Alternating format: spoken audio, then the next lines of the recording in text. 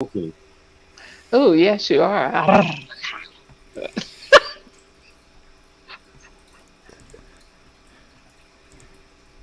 So, uh, we are live. We just everyone gets to hear us while we try to get this show going. Boom, bang, bang, bang, bang, bang, In a bang, world of bang, bang. divisiveness, we bring you diversity.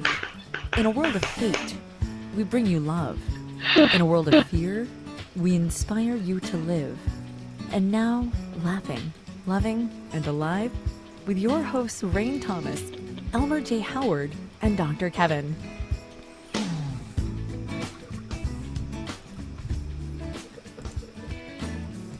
Hello, hello. I am Olympus. Okay, hey. Oh, here we go. I am Benjamin Franklin. Hi, I'm the Invisible Man. Where'd you go? Where is he? Oh, I hit my head. Oh, speaking of hitting your head, how's your shoulder? Oh, it's been better. Hmm. The Wow. PT is not helping. Well, no, the PT was helping. In fact, Monday I go to PT, and he's like, you're like the way ahead of where anybody normally is at this point. He's like, I'm adding exercises I don't usually add for a couple of months. You're doing great. Your shoulders started to drop. He's like, whatever you're doing, keep doing it. It's fabulous. He said that to me on Monday, and Tuesday morning I screwed it up. What'd you do? Well, we were running late, and Jeff helps me with my exercises, so to make sure that I'm lined up and stuff like this. We're running late. We're rushing the exercises. We're trying to do stuff. I'm frustrated, so I was not in the right headspace, and I just did something wrong, and I went, oh, not good. So I go and see him on Thursday. On Thursday, he goes, yep, you had a little setback. You're still doing really well, but you got your shoulders very angry with you. And I thought, I'm doing my PT and I'm angry, and now my shoulder's angry. I wonder if there's any relationship there. Yeah. But I just had a great weekend away. Jeff and I did a 3-day weekend. His sister's in from France. We went to a lake house for the weekend, and I asked my physical therapist, and he said if you're doing it below shoulder length, shoulder height, it should be fine. Obviously, if it doesn't feel good, don't do it. But you should, just kind of stay aware. And so this weekend, I was swimming, I was hiking, I was mountain climbing. Like we went kayaking like 3 times. We went canoeing once. I was so physically active, and most of the time it wasn't bothering me. It felt pretty good. But then at one point, I like jumped up on a dock that I finished. So 2 things happened. I jumped up on the dock and I laid there. I was like, it's starting to spasm. Maybe 45 minutes of non-stopping swimming was a little too much after the 5-mile hike. Where I did the second thing, which was slip and had to grab something with it and just go, Ooh, ouch. or fall down like a lot of rocky trail. So I was like, okay, well, we'll see. So I don't know. I mean, I'm icing it. I'm back home to a sick cat. We picked up the cats, and one of the cats is sick. So I've been dealing with that. Henceforth, me getting on the show just barely in time. Bad shoulder, sick cat, whatever. But a fabulous weekend. Fabulous. Good. All those physical things. And I've decided that I think next year for the summer, I don't think we'll do it this year, but I think next year I'm definitely going to get Jeff and I kayaks. And I talked to his dad about he should get one too and go with us. So we can go kayaking next summer because I really love it. So That's my shoulder. That's my sad story. Feel bad for me. So how are you guys? Oh. Mm. Yeah, Elmer, how are you, Mr. 800 Awards? Busy, but doing well. I do want to announce that just past Monday we were on Outcast Maine. Me, Brett, and Melissa, my cinematographer and writer. And this coming Monday we're going to be on Outcast Maine again. It's on WMPG at WMPG.org at 1 p.m. Eastern.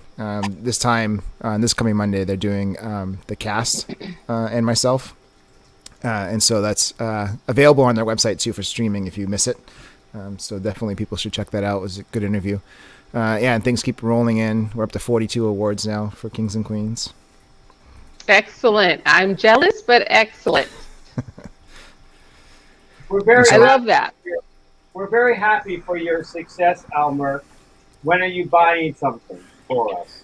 Because we're happy for you. Isn't that how it works, Rain? Yes, that's exactly how it works. And like you aren't getting anything. Right. Well, it's like I know I sent Brent and Melissa beers because they fell in love with a beer here in Maine, and I sent it to them, and they were getting it on my birthday, and I was like, hey, this isn't right. How is it I'm sending you guys presents on my birthday? I want to know how you're sending anybody anything. I didn't even get a shirt from the first movie, and that's the reason we're on this podcast. What in the devil? We ran out of shirts. You weren't here. How could you run out of a shirt when I'm in the movie? Actually, you were. Well, we handed them out at the premiere. Weren't you there? Yes, and I didn't get anything because you said to me, "Oh, we ran out of shirts." I'm like, "How would that be possible? I am here in the movie." I didn't order the shirts.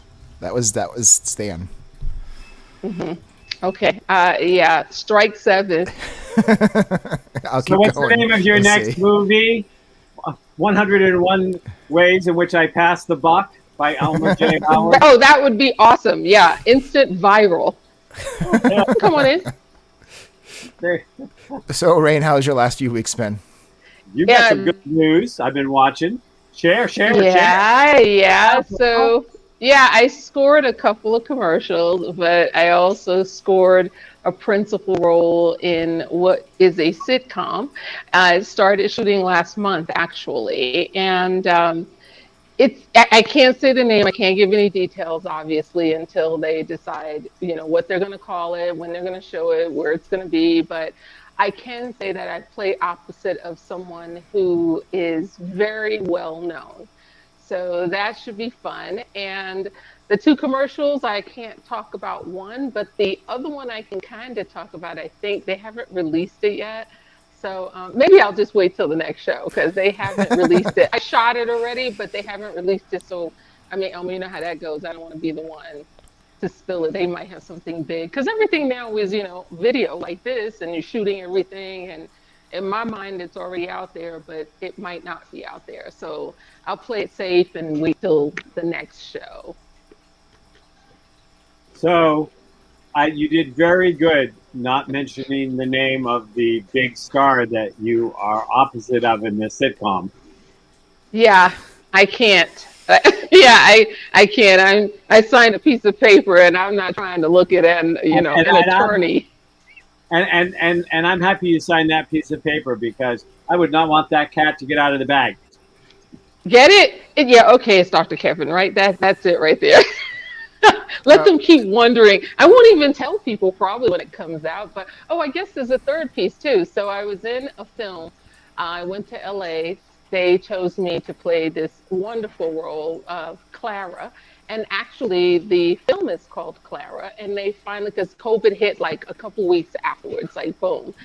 And they are going to release it here in the next few weeks. So when that comes out, you might want to check out Clara.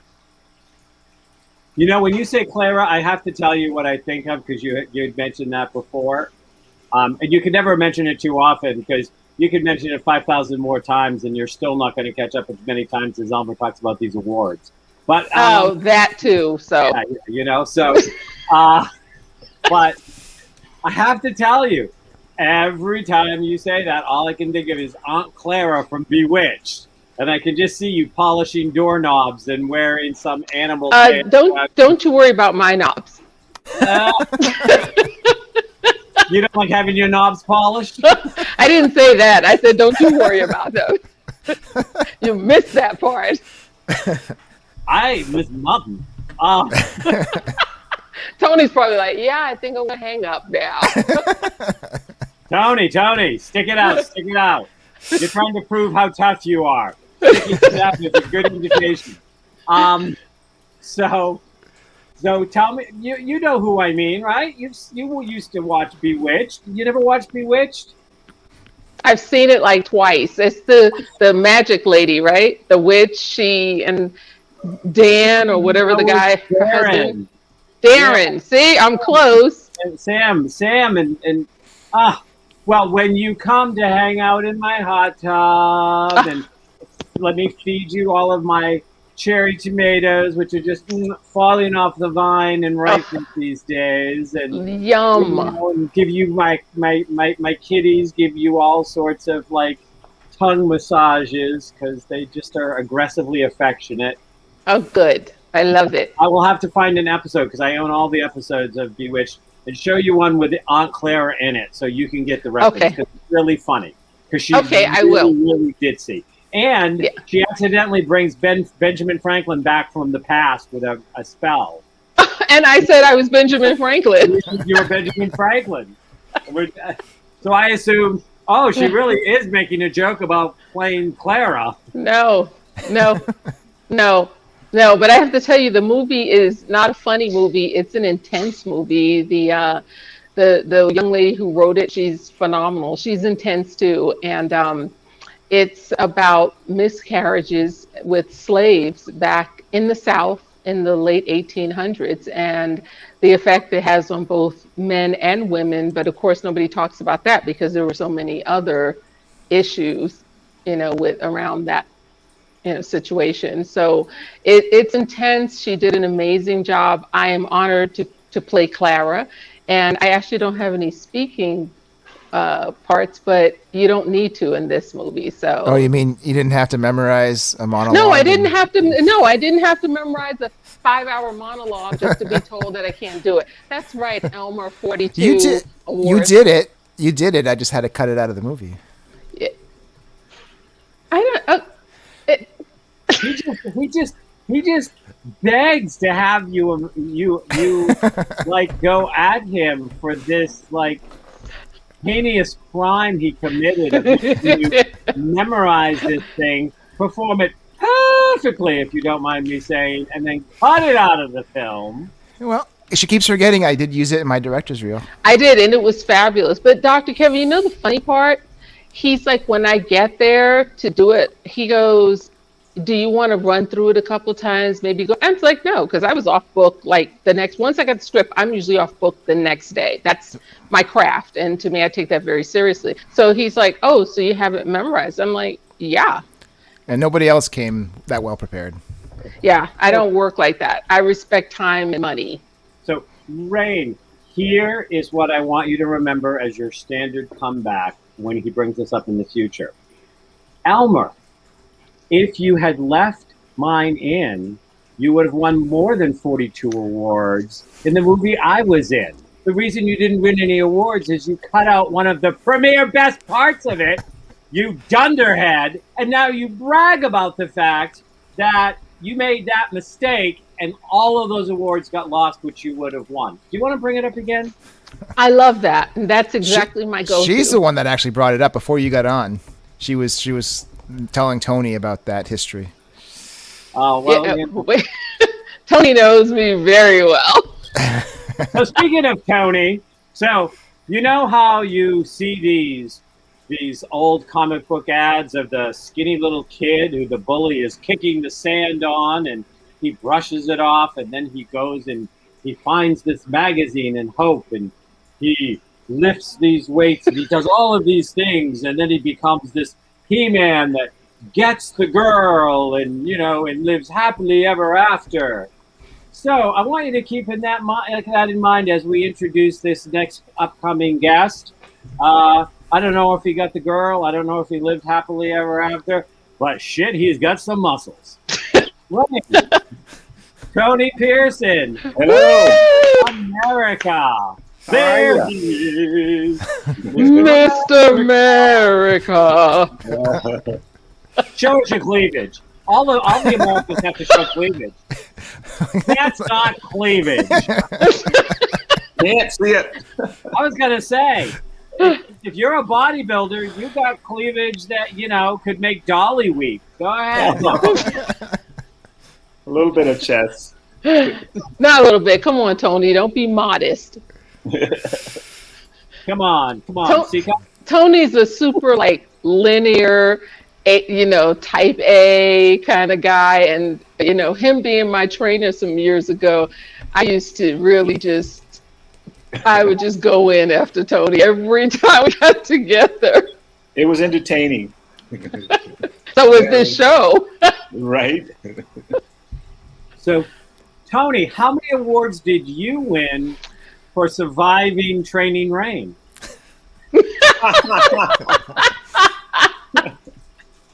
Oh boy. It's going to start again. So No.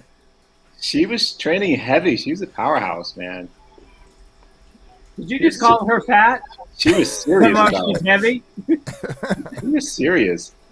yeah, if you're going to do it, do it. I mean, I was honored that everybody knew who Tony Pearson was. I came to my husband. I said, there's this guy at the gym that's going to train me. His name is Tony Pearson. He's like, Tony Pearson, like the bodybuilder Tony Pearson? I said, I don't know. He's like, then I remembered like Arnold Schwarzenegger and a story and that movie. Pumping Iron.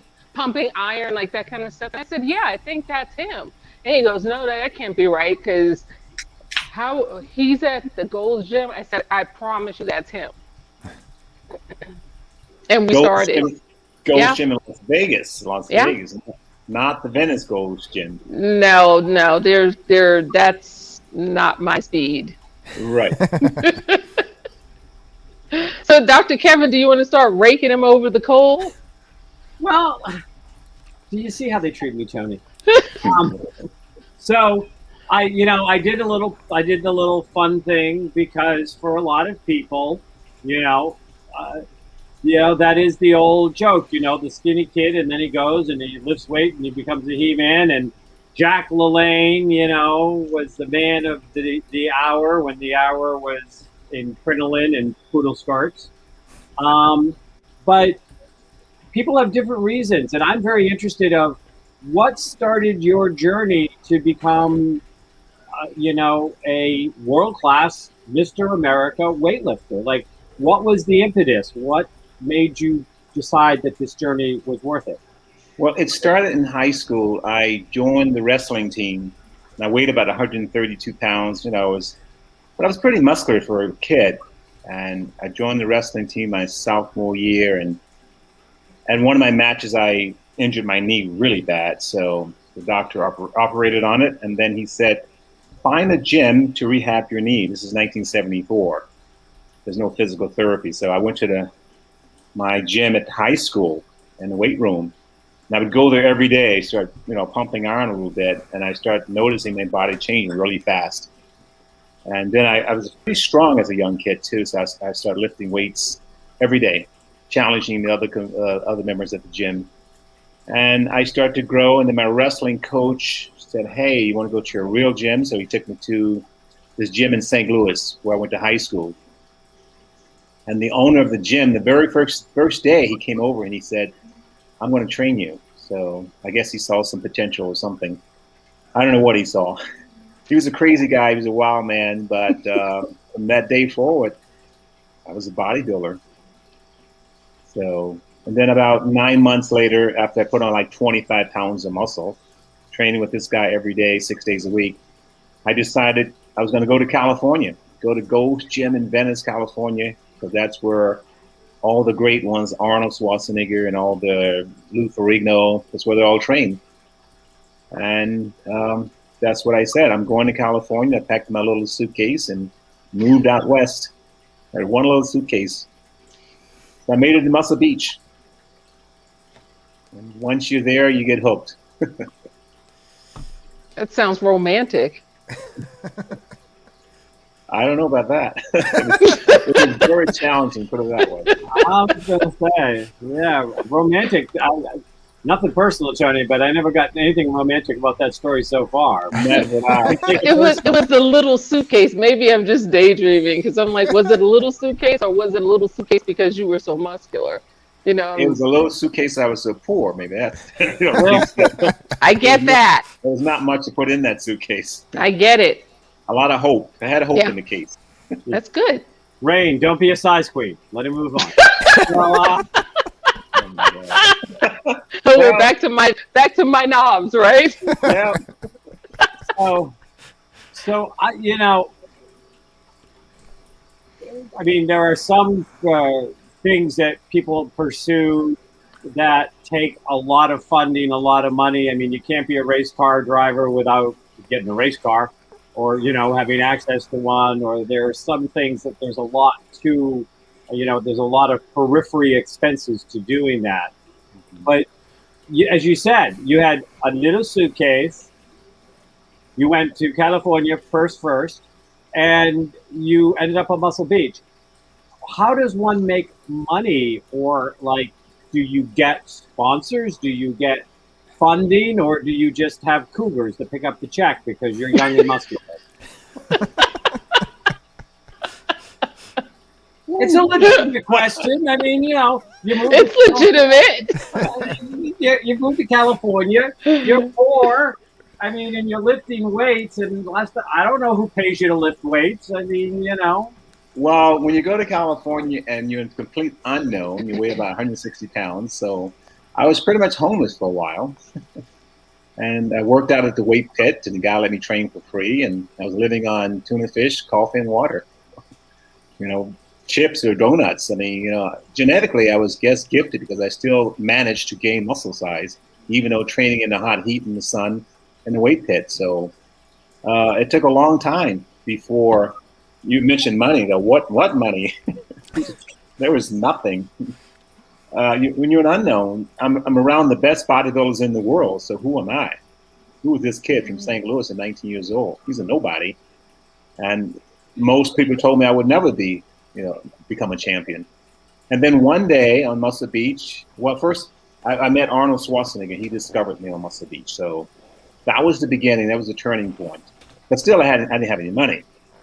You have to do the work. You have to win some titles and prove yourself to the big boys that you want to be a part of the group. It was like a little group at the time, because bodybuilding was so new and no one could understand it. I mean, that's one reason for leaving St. Louis, because if you want to be a bodybuilder, you had to go to California. You had to go to Venice, because in 1976, we were strange. Why would you lift weights? I would hear that all the time. Why would you lift weights? Why don't you get a real job? Especially my family. My family would tell me to get a real job. So it took a while to convince these guys that, I want to be a champion. I'm serious about it. So Arnold Schwarzenegger had just retired. He sent me out to see Joe Weider, who owned bodybuilding, to do an article for his magazine. This young kid from St. Louis, he's going to be a great champion someday, he said. But the welcoming was very sad. Joe Weider looked at me and he goes, "Arnold sent you here?" He was very disappointed, I guess. And I said, yeah. And then a few months later, I won Mr. Venice Beach as my first time winning something. And then I made a prediction that said, in 2 years, I will be Mr. America. And so all my friends around are all laughing. There's no way. It's impossible. You're dreaming. And within 2 years, I became Mr. America. So after that point, then the pros started looking at me in a different light, I think. I was able to train with them. They started teaching me a little bit more about training, about nutrition. And then I realized this is what I wanted to do for the rest of my life. I mean, especially after Arnold discovered me, I go, if he believes in me, then I must believe in myself too. So at what point did it actually become a business, and could you just not be doing it? I mean, I'm assuming that at some point you probably had to get some kind of job until you figured out how to monetize it. Yeah, we all became bouncers. So I was at Gold's Gym in Santa Monica, and we all needed a job. And most of the guys had a little green jacket, a little white shirt, and a tie.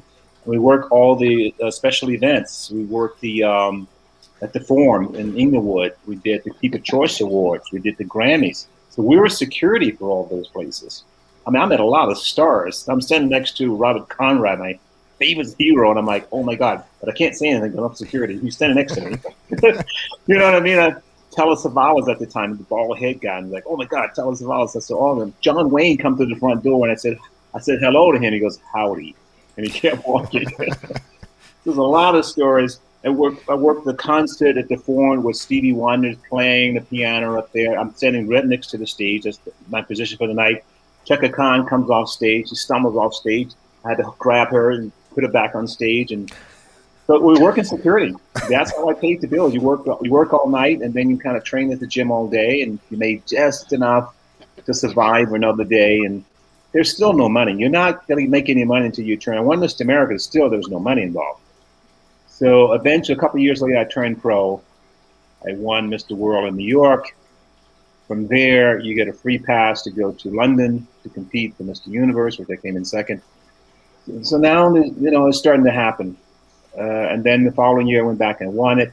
And from there, you start doing like seminars, and guest appearances. But you got to have the titles. I had a few titles under my belt. And then promoters started calling me, because I was known for being in great shape and a great performer. So you want a show, bring in Tony Pearson. He knows how to perform. So that's how it all started. But still, you were just making enough to get by. It wasn't about money. It was about, being a winner and being a champion and loving the sport, having a passion for it. We wasn't thinking about money. I mean, today it's all about money. Then it was about, you get a trophy and a handshake, you're happy.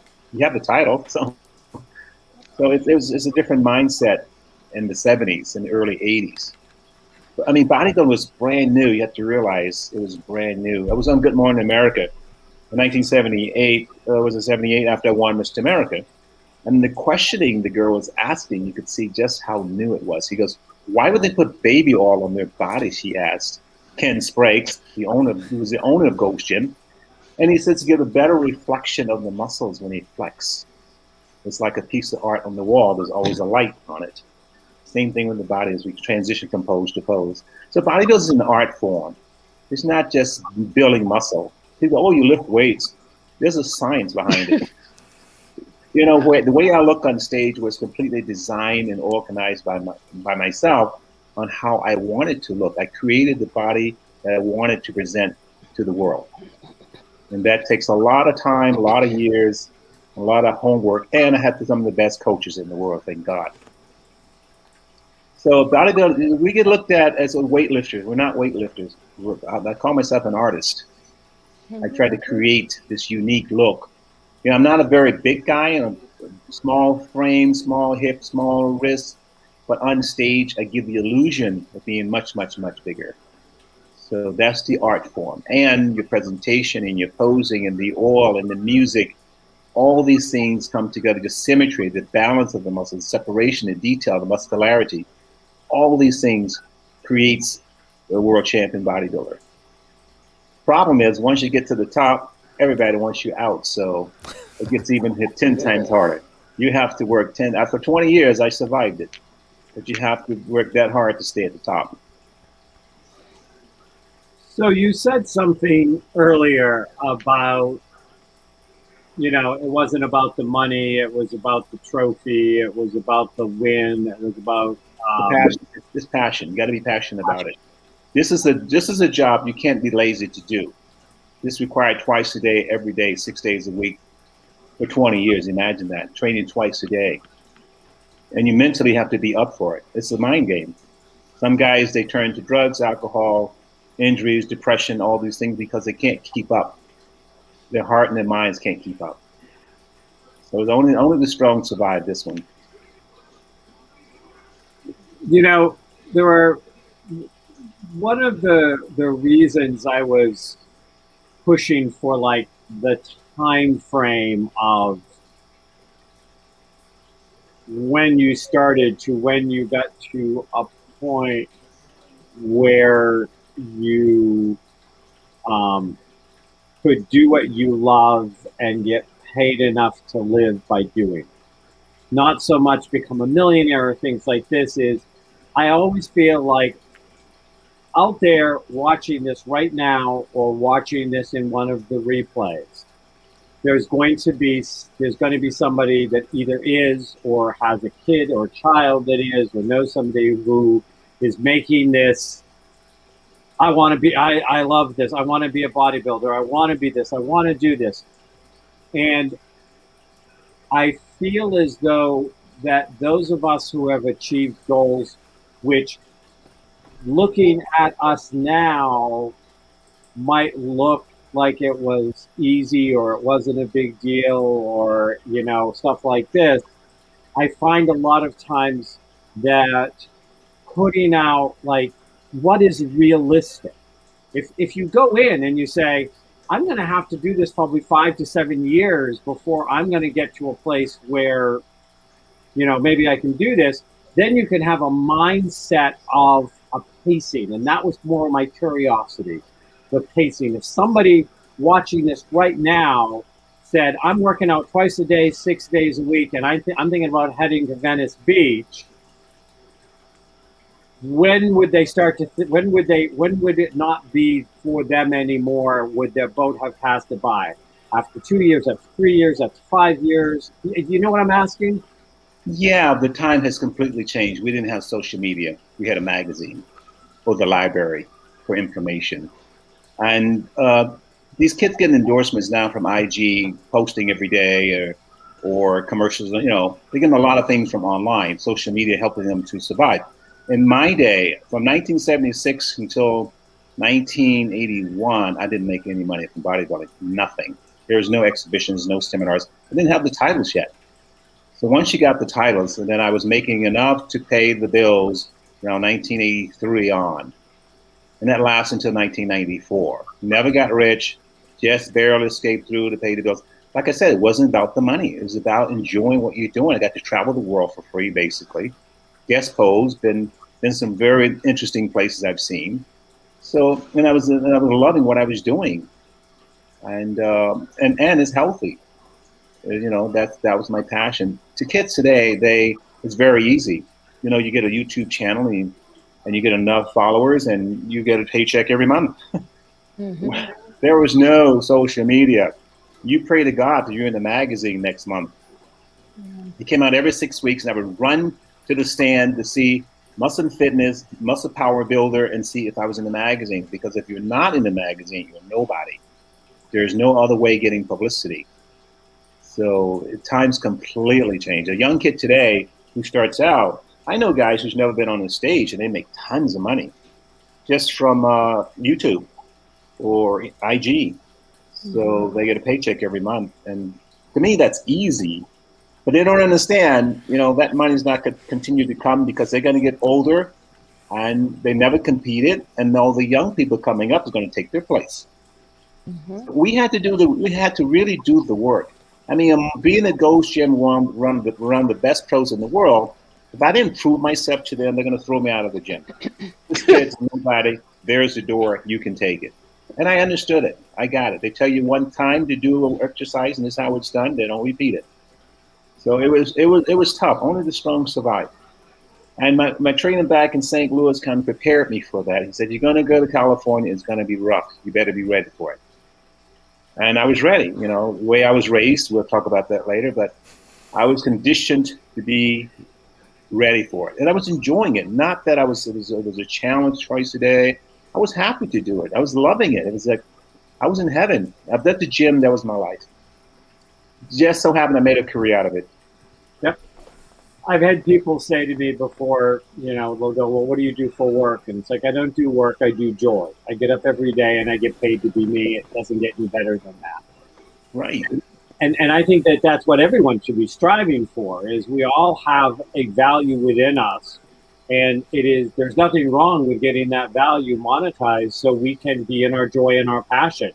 And I think if we had more people that were living in their joy and the passion, we would have less of the crap going on and less of the competitive stuff going on that is not healthy competitiveness. It's destructive competitiveness. Yes, exactly. You know, it's interesting too, because Tony, you talk about, having to do the work. And of course, this generation and the last couple are in the entitlement generation, because you know me, I had to do the work. When you're singing, I mean, if you look at anybody, you look at James Brown, changing in a broom closet or a mop closet, or y'all changing on a bus. I mean, you had to do the work, and you had to be talented, and you had to figure out how to captivate live audiences. Whereas now, no one knows if you're talented or not, because you can do everything behind the scene, put it on YouTube, put it on Instagram, and all of a sudden you're like this multimillionaire with no talent. And it's kind of sad, because I don't think that teaches anyone about passion and hard work and grit and doing things that you love. Everything's a passing fancy. So with that being said, I actually read your book. I'm sure you knew. It broke my heart. It mended it. It broke it again. It mended it, because I know you personally.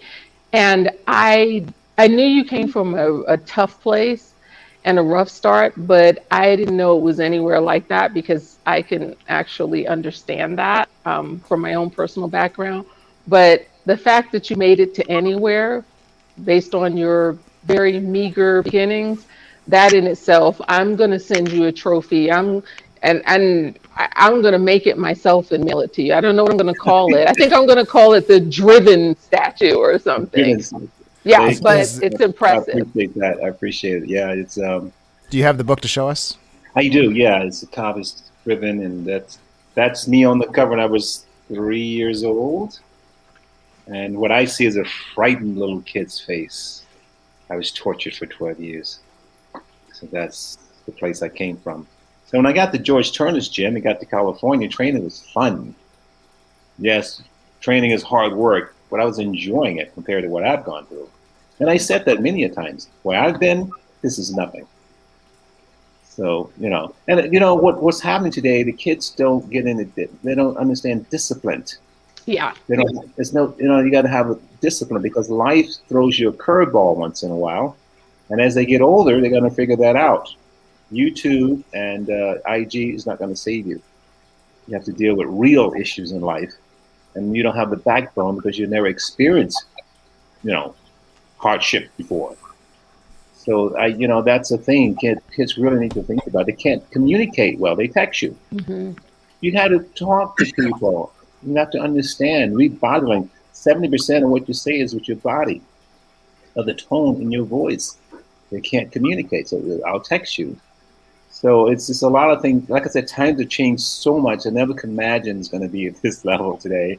And then back to bodybuilding and how the guys are so much bigger than we were.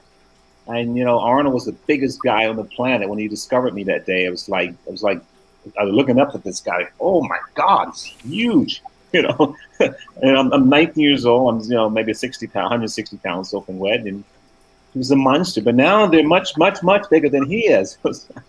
Everything just changed. I wish we had social media back in the day. Oh my God. Oh yes. No, you would have been dangerous.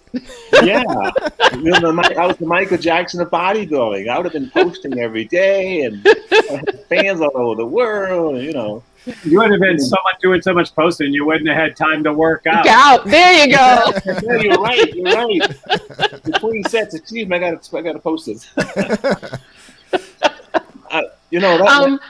I don't want to cut you off, but I have two people asking how can they get your book, Tony, and they're sending a message. Okay, it's online at Amazon.com, and just type in Tony Pearson Driven. And we also have the audiobook is out. It's audible.com.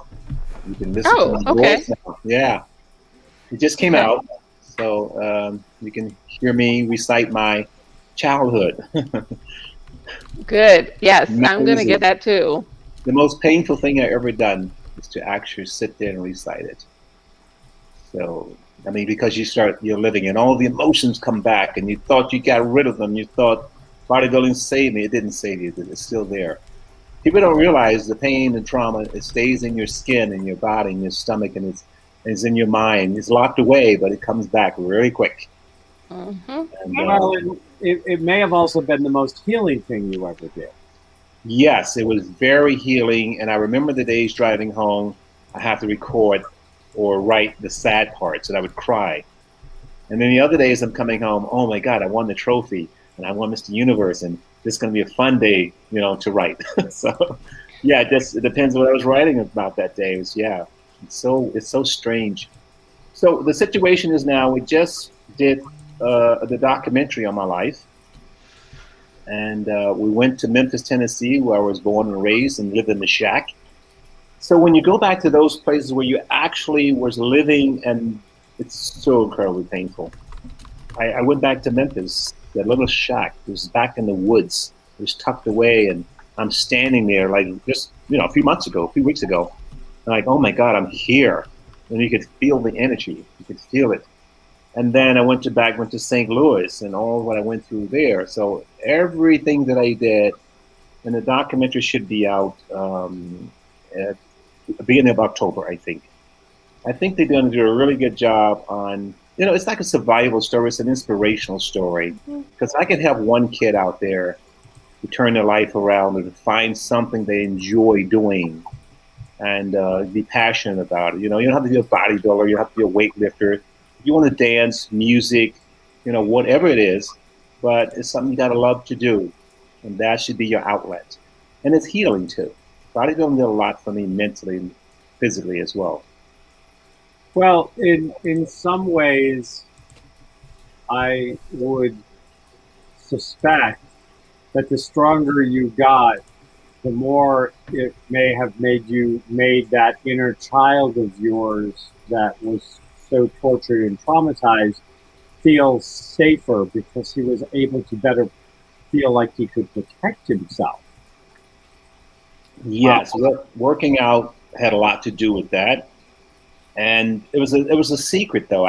For 20 years, I kept the top secret. You read the articles. One guy told me at the gym, he says, do not believe your own press.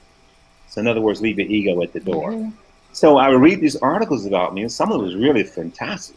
Wow, Tony Pearson, I'm going da da da da da da da da. And then I close the book and I go, I know where I came from. Yeah. I'm just a little country boy down in Tennessee.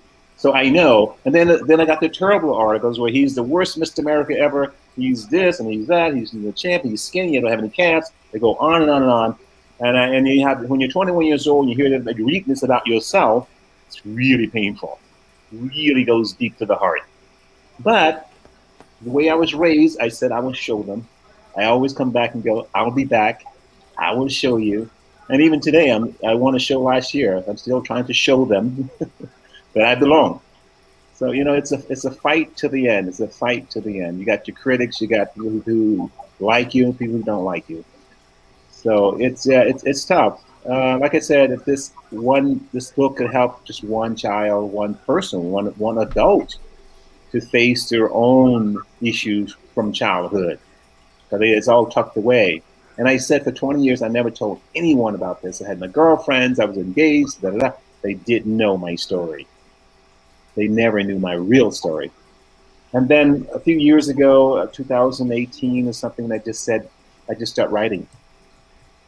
And I just kept writing. I didn't know how to write a book. How to write a book? What do you mean write a book? I'm on the stage performing and write a book? But I figured it out. I figured out how to write the book and how to express the deepest feelings, the deepest emotions. I didn't sugarcoat it. I just told it straightforward. Oftentimes, when we get past the trauma and we actually have survived, and we get far enough along, and we can then take the trauma and make meaning out of it. You made meaning out of your trauma by being disciplined, by being hardworking, by being relentless in your goal, by discipline. And so your trauma helped you be better. Then, as you reached out to other people and you inspired or you motivated or you gave hope, you then started giving it a different level of meaning, because then you are helping other people by the fact not only did you survive your trauma, but you learned how to thrive in spite of it, to spite it, and because of it. Mm-hmm. And now you're taking that to even another level. And this is what happens for people that oftentimes have very abusive childhoods. And this is what I tell my clients. When I get you to the place where you can see you would never have touched all those people, made all of those differences, shined all of those lights, giving all of those pieces of hope, if you hadn't had the darkness of that tunnel at the beginning, some part of you then says, it's okay. And you feel it like a weight that drops. It starts to drop away because you go, I survived it. It is no longer me. It's not my future. It was my past, but my future is brighter because of it. And so there. So all of these people you're helping now helps make everything that happened to you not be wasted because nobody benefited of it. First of all, you benefited from it. Yeah, I agree. Yeah, I agree. And now you're bringing in the world to benefit. Mm-hmm. And so if you are out there and you are feeling like you need a little inspiration or hope in your life, you're sitting there and think, I have it so bad in my life, I don't know how I'll ever get on. I think you might want to read this man's book. You might go, oh, maybe I didn't have it quite so bad. Maybe there are some things I could be doing. Maybe I could find my passion. Maybe I could move forward. Or maybe I could just hear be a whiny bitch. But, you know, it's or just drink myself to death and forget all about it. Yeah. Tony, I have a question for you, because when I was reading your book, and I think this happens, and Dr. Kevin, you can, have your thoughts on this, but, you see all of those things that people put out and they're like, oh, you're so good, or, it was a great show, and, she's really funny and she's always engaging, and, we love having her come to town. But at the end of the night, I sometimes felt and feel like I'm a fake, because I know the real story and I never shared it with anyone. But all of these people, because interviews and people, your parents must be really good, and I'm like, those people are donors, and I move right past the question, and they laugh because they think I'm being funny, but I have to figure out a way, because it keeps bringing up the pain, but they don't even know that that's there.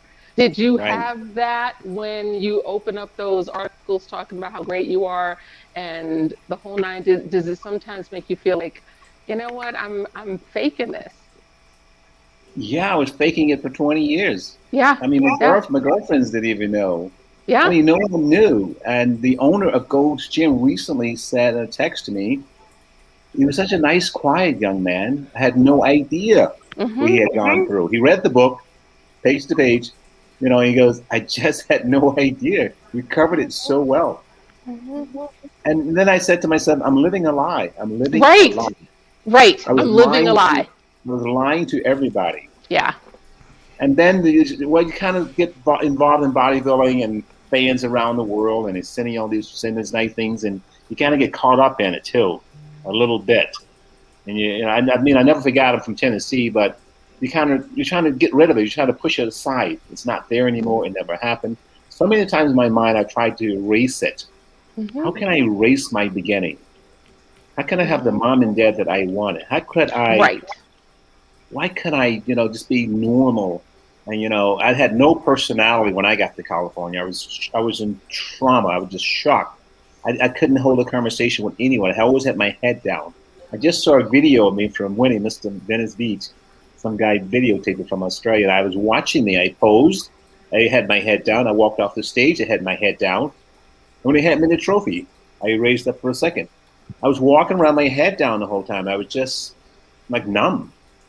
I had no idea who I was. I didn't have a personality. When you're tortured and you're afraid you're going to die every day or any minute, you keep your mouth. You have no expression. You're just empty. And I won Mr. America. I didn't smile. I just raised my hand. I should have been happy. Inside, I was happy.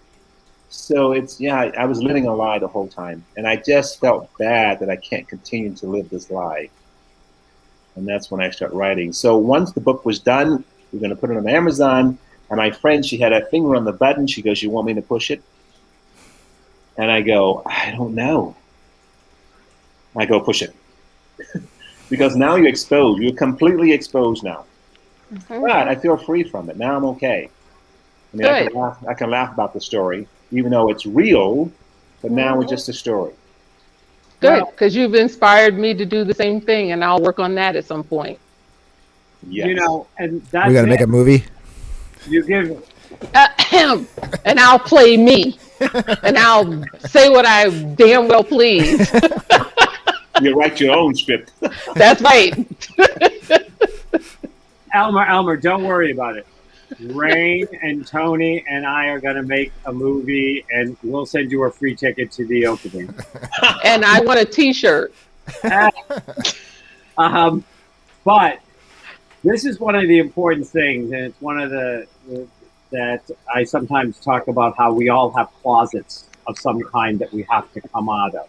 Things that we are made to believe we need to be ashamed of, or we're afraid of. I mean, you're a typical, I've been in practice for 31 years now as a spiritual coach, counselor, and catalyst. And I've worked with a lot of people that have gone through cult abuse and trauma and all of these things. And over again, it's the fear that is so inlaid within the cellular memory of the repercussion of looking proud or smiling, or my emotions are used against me, or these things. And that it does go away. You can heal through it and move past it. It is possible to do it. But one of the things that is absolutely necessary in that process is you have to come out of every closet you got stuck in that process. And when you go through that breaking out of the closet and breaking out of the closet and breaking out of the closet, and you role model to people that you can survive it. You can survive it. You did survive it. And then you can thrive. Then you can win awards. You can be on TV commercials. You can direct a movie where they won, I don't know, what is it, 2 awards? Whatever it is, that you give permission to those people who are frozen in their fear of the closet, that there is nothing waiting for them outside. People will be horrified. Nobody will ever want to be my friend. No one will ever want to date me. Nobody will ever want to love me. I am such a horrible person because this happened to me. And to the child will always fault themselves first. What did I do wrong? What did I do to deserve it? I mean, it takes lots of layers and steps to really understand the true release that comes in, when to go and say, I was victimized, but I'm no longer a victim. Right. And that word shame, that's what I was holding for 20 years, shame. Yeah. If I told the truth, I would never get a girlfriend. I would never, no one would speak to me. So I took the blame on myself as a child. Yeah. I get it. I get it. I said I was damaged goods, but for me, my parents were those people on the outside that everybody, they always were. My dad was super charismatic and my mom was really nice. And, I could never, they both lived to like 1,000. So I've been carrying that shame until they both died a couple of years ago. And I still don't say a lot because they still have friends, and their friends, kids who are like, you were so fortunate. Your dad was so funny. He was so great. Your mom was so nice. And those are not the people that they think they are. So I've been carrying that. And I'm like, after reading your book, I was like, you know what? I'm going to change some things around, and I'm going to purge that. That's got to go. That's got to go. And I'm, between you and my husband, Brian, yeah, we've been married like almost 25 years, and there's still stuff like when I bring it up and he's like, you never told me that. It's so deep that I didn't even know it was still rolling around in there somewhere. So once I read your book like in one night, and then I read it again. Yeah, I read it one night. I stayed up all night and I read it and I finished it. And Wow. I was just like, oh my God. So thank you, Tony. Thank you. Yes. Yeah. Yeah, it's I don't know. The Something. things we hide. Yeah. But it was freeing. You know, I felt free to tell it, to write it, to get it on paper. I was writing it so fast. I go, this is not me. How it was just coming to me, like, you know, every morning I would just get up and start writing and just where's it coming from? It just, the memory just kept coming back. You know, it's amazing how quickly I got this on paper. Like, oh my God. I think it's something I just wanted to get out of my system. Yeah. You know, I was feeling it. You know what I mean? Yeah. Yeah. I was just I'm going to know it. really tired, and just the bodybuilding world didn't know anything about this, so because I felt ashamed. You know, I get it. Yeah. That's what happens is until we reach a place of declaring our independence, of speaking our truth, they still win. They still have the power. Right. And out there is a little Rain, a little Tony, a little Elmer, a little Dr. Kevin, who is going through horrendous things, and they need role models. They need hope. I know this. I know this. I feel this. I see kids from a distance, and I go, that kid's having trouble. You can just see it. This is body language. They're looking at the ground. There's a blank stare on their face. And he's living in hell. He's living in hell. Yep. You can see And it makes such a difference. Whether it's some little girl that watches Clara or sees you and says, oh, I want to be like her. And then she finds out you have this podcast and you listen to this podcast and you talk about surviving and you talk about telling the truth and moving forward. Some little boy or some little girl, you know, I don't care, that wants to lift weights, and they look and they resonate to you for any number of reasons, because they're from Memphis, Tennessee, because they're a person of color, because they want to be a bodybuilder, because there's something, and it speaks to them, and then they're going to look up to you. The question is, what are they going to see? Mm-hmm. Well, the first thing is they got to believe in themselves. You got to believe that you can get out of this, you know, because people turn to drugs and all gains and everything else as an escape. But you really got to believe in yourself. I had so many naysayers along the way, tons lining up, but I still believed. And I don't know where that came from. I think because I was so conditioned to be a fighter, to live. I fought every day to stay alive. Yep.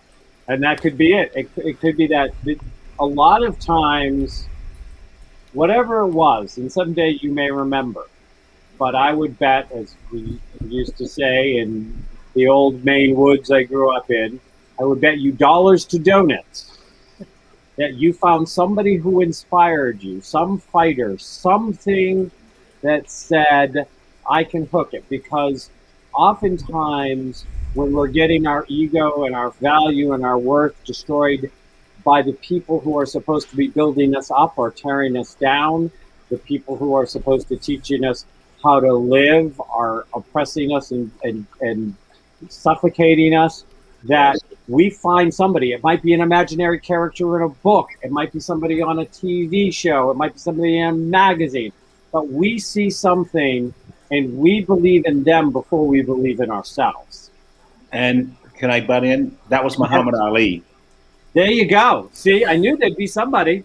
I was 13 years old, walking down the street in St. Louis, you know, coming from the park, and I saw this limousine pull up in front of a high school. It had a full police escort. And I went, who is that? It must be the president of the United States. So I ran as fast as I could. I get to the limo, they open the back door, and Muhammad Ali steps out. I'm 13 years old. I'm looking at the champ. He was the current champ at the time. So I'm looking up at this guy. He had a blue suit on, his muscles bulging out of his shoulders, just masked like a superhero. And that was the day that changed my mind, my mindset, and my life. I said, I'm going to do sports, and I don't know what I'm going to do, but I'm going somewhere to play some sports. I got into the wrestling team. It was Muhammad Ali. And see, so there it is. And that's where you will be or have been somebody's Muhammad Ali. And I hate to end this great heavy conversation, but we're actually overtime, so I do have to end the show. Next, in 2 weeks on the 22nd, we have Homer Hickam. Yeah. He plays. I'm his mom in Rocket Boys, the musical. I'm his mom. I've been his mom for a while.